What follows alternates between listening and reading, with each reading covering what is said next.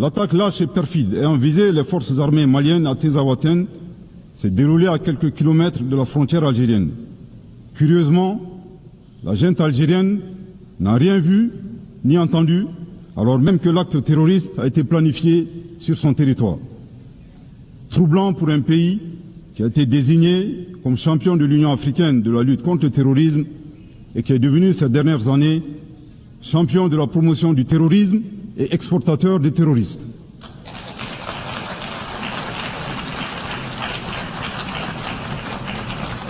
Deux, comme annoncé, la junte algérienne a annoncé un drone malien acheté sur fonds propres à la sueur du contribuable malien au motif fallacieux de la violation de leur espace aérien.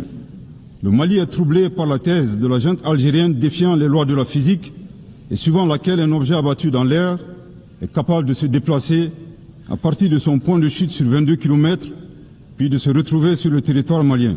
En effet, il est utile de souligner que les débris du drone malien se sont retrouvés sur le territoire malien, validant nos arguments. 3. Le 4 septembre 2025, le gouvernement malien a informé l'opinion du dépôt d'une requête introductive d'instance auprès de la Cour internationale de justice contre la junte algérienne concernant la destruction du drone. Dans un communiqué du ministère algérien des Affaires étrangères, en date du 19 septembre 2025, nous avons appris avec une profonde stupéfaction une allégation suivant laquelle le dépôt de la requête malienne a été motivé par la conférence de presse du ministre algérien des Affaires étrangères, intervenue le 13 septembre 2025 et lors de laquelle il niait le dépôt de la requête malienne auprès de la Cour internationale de justice. Nous faisons observer au ministre que le dépôt de la requête annoncée par le Mali le 4 septembre n'a jamais signifié son enregistrement automatique par la Cour internationale de justice. Le Mali rappelle que la diplomatie vise à défendre les intérêts de son pays, en supposant que la plainte malienne ait été déclenchée par sa conférence de presse. L'énergumène d'Alger démontre que sa vision de la diplomatie est de pousser les autres pays à poursuivre son pays devant des instances internationales, devenant ainsi un performant autobuteur, populairement appelé au Mali Yabé. C'est troublant.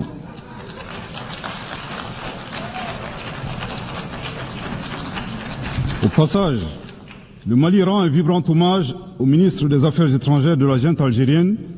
En effet, le mensonge corrompant tout, il vient doter toute crédibilité à la version algérienne de la destruction du drone malien. Aussi, nous n'avons point été surpris par la fuite en avant de la junte algérienne qui a refusé de donner son consentement à la compétence de la Cour internationale de justice suite à l'affaire de la destruction du drone malien, craignant ainsi d'être démasqué publiquement comme agresseur et soutien du terrorisme international. Au regard de ces trois points insolites, le Mali recommande à la junte algérienne, d'une part, de faire sienne cette citation de Amadou Hampâté-Bâ dans Vie et enseignement de Thierno Bokar, le sage de Badiangara, je cite, « Certaines vérités ne nous paraissent invraisemblables que tout simplement parce que notre connaissance ne les atteint pas. » Fin de citation. Nous les invitons à chercher à connaître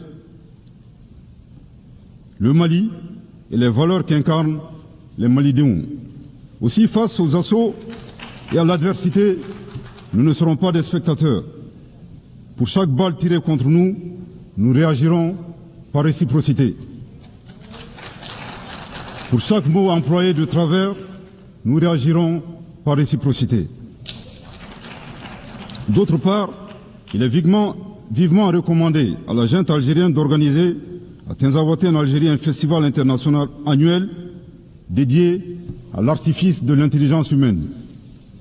Du haut de cette tribune, nous appelons la junte algérienne à cesser de soutenir le terrorisme international et à s'impliquer résolument dans la promotion de la paix et de la sécurité dans un esprit constructif en respectant la souveraineté des États. Je répète, du haut de cette tribune, nous appelons la junte algérienne à cesser de soutenir le terrorisme international et à s'impliquer résolument dans la promotion de la paix et de la sécurité dans un esprit constructif en respectant la souveraineté des États. Je répète pour une dernière fois, du haut de cette tribune, nous appelons la junte algérienne à cesser de soutenir le terrorisme international et à s'impliquer résolument dans la promotion de la paix et de la sécurité dans un esprit constructif et en respectant la souveraineté des États. À bon entendeur, tant pis.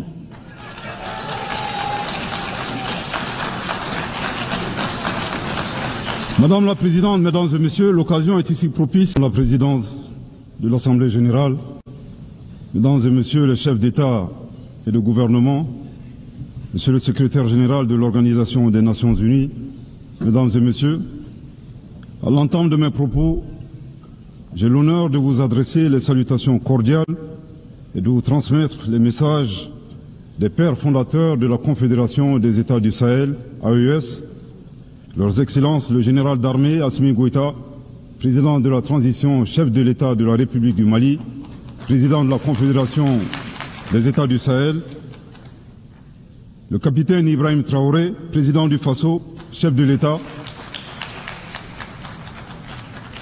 et le général d'armée Abdourahmane Tchani, président de la République du Niger, chef de l'État. Je vous prie de recevoir également les salutations chaleureuses du peuple digne de l'AES, plus que jamais déterminé à se libérer du joug de l'impérialisme et à réaliser son autodétermination dans un esprit panafricaniste. En vous adressant les vœux de succès de la Confédération des États du Sahel pour votre élection à la présidence de cette 80e session de l'Assemblée générale, Madame la Présidente, je félicite en même temps votre prédécesseur, Son Excellence M. Philemon Yang, de la République du Cameroun, pour son leadership exemplaire durant les travaux de la 79e session. Qu'il me soit enfin permis de réitérer au secrétaire général M. Antonio Guterres notre appréciation des efforts qu'il continue de déployer pour la réalisation des nobles objectifs de notre organisation commune. Mesdames et Messieurs, le thème de cette 80e session de l'Assemblée générale, à savoir, je cite, « Mieux ensemble, plus de 80 ans au service de la paix, du développement et des droits humains », fin de citation, est d'une importance toute particulière pour les États membres de la Confédération AES. Oui, la paix, l'entraide, le développement et la préservation des droits humains demeurent les principaux objectifs, voire la raison d'être des Nations Unies. Hélas, ces objectifs essentiels n'ont jamais été autant ébranlés dans le monde et au Sahel précisément, du fait essentiellement des groupes armés obscurantistes, instrumentalisés et soutenus par des sponsors étatiques étrangers. Les États membres de la Confédération des États du Sahel sont à l'avant-garde de la lutte contre le terrorisme qui constitue à la fois une menace réelle à la paix et à la sécurité internationale, mais aussi et surtout une atteinte grave au fondement même de nos États. Sous l'impulsion de nos chefs d'État, les forces de défense et de sécurité des 3 pays de la Confédération AES travaillent étroitement dans un élan de collaboration et de complémentarité sans précédent et sont portés par un engagement commun et une mutualisation des efforts pour endiguer le fléau du terrorisme. Cette nouvelle dynamique, articulée autour du renforcement des capacités opérationnelles de nos forces de défense et de sécurité, à travers un recrutement massif, une formation adéquate et la fourniture d'équipements appropriés, produit chaque jour des résultats encourageants sur le terrain, confirmant ainsi toute la pertinence de notre décision souveraine de nous mettre ensemble pour combattre nos ennemis communs.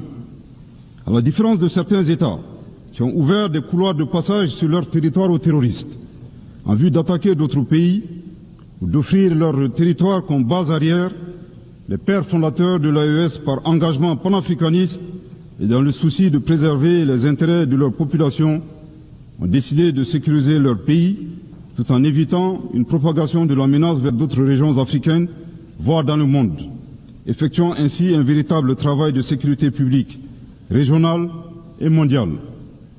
Il ne fait l'ombre d'aucun doute que par leur sacrifice, les vaillantes forces de défense et de sécurité de l'AES contribuent à la sécurité d'autres régions, notamment les pays situés sur la côte ouest africaine. Nous saisissons cette opportunité pour nous incliner devant la mémoire des victimes civiles et militaires de l'insécurité dans le Sahel. L'approche souverainiste mise en œuvre s'inscrit dans le cadre de la vision portée par le chef d'État de l'AES dédiée à la sécurité de nos États, suite au retrait des forces internationales. Défiant tous les pronostics et loin de se saborder, nos pays ont fait preuve d'ingéniosité en se fondant sur le substrat historique, géographique et la capacité de résilience des peuples confédérés qui, malgré plus d'une décennie de crise sécuritaire et humanitaire, continuent de démontrer une force exceptionnelle d'engagement patriotique. En somme, nos trois pays ont su apporter une réponse coordonnée et endogène à cette guerre qui nous a été imposée. C'est le lieu de renouveler ici la détermination pleine et entière de la Confédération AES à devenir une puissance régionale panafricaniste, à poursuivre et à intensifier ses actions en vue de bouter à jamais le terrorisme hors de notre espace commun, à consolider l'autorité de l'État, à protéger nos populations et leurs biens et à assurer notre prospérité. La Confédération AES réitère avec force sa ferme condamnation du soutien ouvert et parfois exprimé publiquement de sponsors étatiques étrangers qui, pour des motifs impérialistes, déstabilisent notre entité d'une part, en mettant à la disposition des groupes terroristes des conseillers, des moyens logistiques et des armes et munitions, d'autre part en leur accordant un soutien politique et en leur offrant des bases arrières situées dans certains pays voisins en violation de toutes les règles internationales. Mesdames et messieurs, aussi éloignés qu'il n'y paraît, la guerre en Ukraine et le terrorisme dans le Sahel ont des connexions. À titre de rappel, après l'attaque terroriste contre une patrouille des forces de défense et de sécurité maliennes du 24 au 26 juillet 2024 à Tinzaouatin dans la région de Kidal, le Mali avait dénoncé cet incident dans son allocution de 2024, ici même, et condamné l'attitude d'officiels ukrainiens qui ont publiquement revendiqué leur participation à la dite attaque terroriste. De ce comportement atypique, nous avons déduit tout simplement que les officiels ukrainiens ont malheureusement confondu la scène internationale et la scène de théâtre. Une année plus tard, la situation s'est accrue avec le régime et le régime ukrainien est devenu l'un des principaux fournisseurs de drones kamikazes aux groupes terroristes dans le monde. Dans ce contexte, certains États occidentaux doivent cesser de fournir des armes à l'Ukraine au risque de contribuer à la promotion du terrorisme international. Pour d'autres, dont le régime français nostalgique de la colonisation est préoccupé par sa perte d'influence dans le Sahel, l'appui au régime ukrainien relève d'une manœuvre consistant à occuper l'attention de la communauté internationale sur la guerre en Ukraine, tout en sponsorisant les groupes terroristes évoluant dans le Sahel.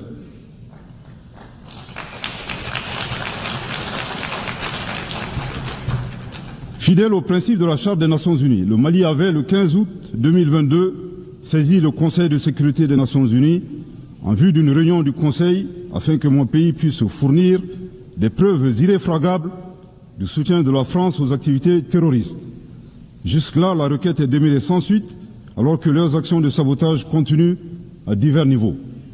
Il est temps d'agir pour que les responsables de ces violences soient identifiés et confondus, que les résolutions soient traduites en engagements concrets, que l'espace sahélien soit définitivement sécurisé et que les ressources du Sahel bénéficient aux populations du Sahel.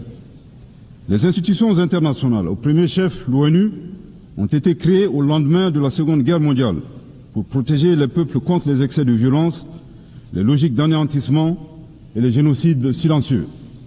Il est grand temps que la conscience mondiale se réveille et que les institutions internationales prennent leur part de responsabilité en répondant véritablement aux cris de détresse des peuples opprimés qui revendiquent leur souveraineté. La Confédération AES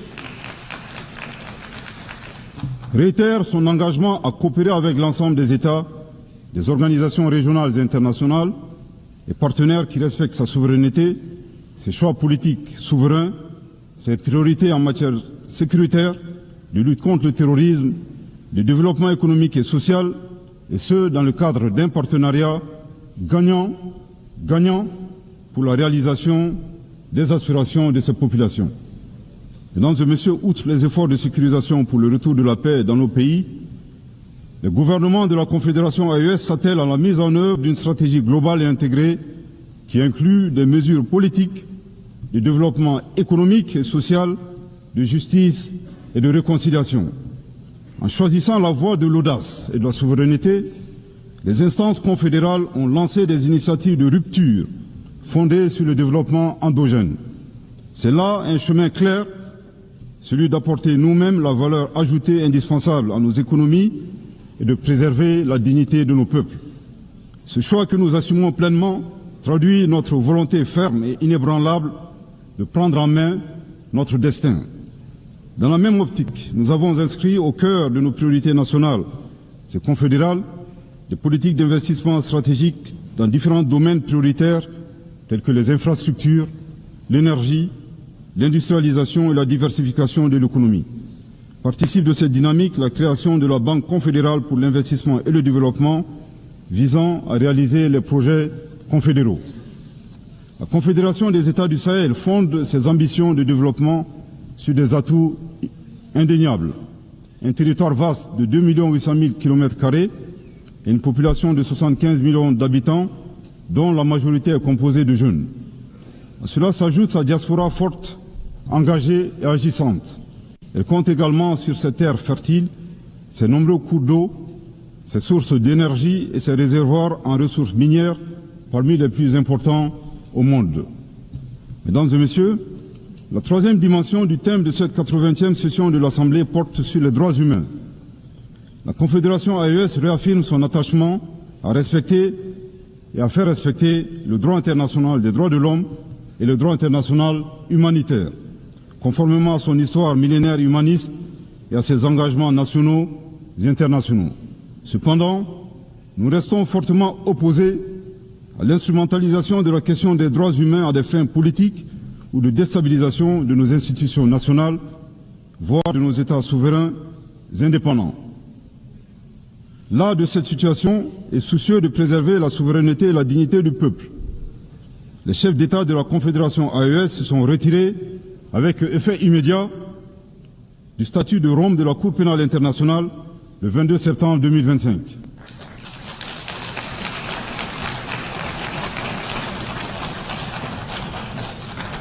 À ce retrait s'ajoute leur volonté de privilégier dorénavant des mécanismes endogènes de justice en adéquation avec leurs valeurs sociétales et dans l'intérêt du peuple de l'AES. Nous dénonçons également le double standard observé par certains acteurs internationaux, dont le curseur se déplace en fonction de leurs intérêts. Ces donneurs de leçons ne sont d'ailleurs eux-mêmes pas les meilleurs exemples en matière de respect des droits de l'homme. Nous appelons nos partenaires à privilégier le dialogue et la coopération qui demeurent les meilleurs leviers pour promouvoir les droits humains à travers le monde. Mesdames et Messieurs, au moment où nous célébrons les 80 ans des Nations Unies, force est de constater que notre cadre multilatéral, incarné par l'ONU, est mis à rude épreuve dans un contexte international marqué par la polarisation, le retour progressif du nationalisme, du protectionnisme, du repli sur soi et des rapports de force.